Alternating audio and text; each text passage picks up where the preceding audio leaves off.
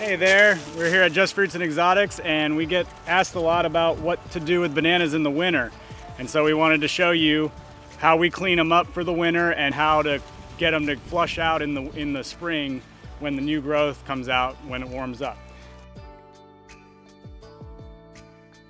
So really all we do is take these old leaves off and leave the majority of the trunk, because the trunk is insulated enough to usually flush out new growth in the spring, and that's your continuation of growth that you want for getting it to flower in the spring and ultimately fruit and have ripe fruit by the end of the season.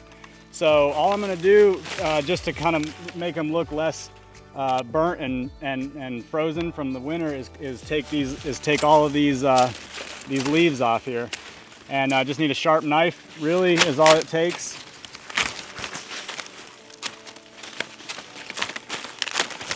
And we'll go around and do that to all of them.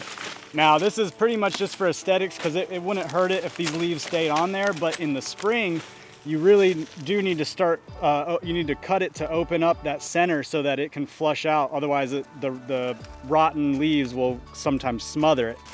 We've got it just cleaned up to where it'll get through the winter, and now when spring comes, we will probably come in here. It may be able to push that new growth through the center of this, but most likely we're gonna have to come in here and just chop about 6 to 10 inches off of the top, and that's when that center growth will push out. I can show you here. This is a potted 3-gallon, these are the ones we sell, and what we did was we chopped it here and then it flushed out new growth, and you can just see how it had all these, it's just pushing out from the center, and just one leaf after the other as it grows up, and all that growth is out of the center. So you're mainly trying to just open up that center in the spring by giving it a fresh cut. If it's alive and it hasn't frozen all the way solid through the trunk, it'll push that growth up through the center. This trunk right here already bloomed and tried to set fruit. It bloomed way too late in the season, so they didn't mature. But nonetheless, it's done. It will not fruit, it will not bloom again, it will not fruit again.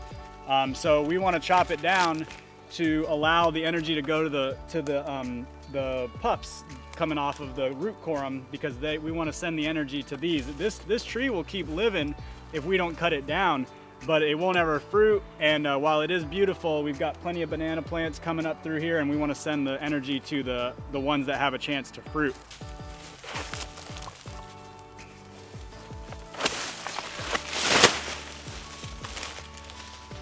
We practice chop and drop, where we leave all of the cuttings from the banana on the ground. Like this right here is all sugars and water and a lot of good nutrients in this trunk.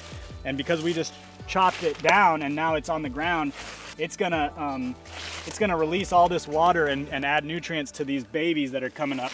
You can see it's all water.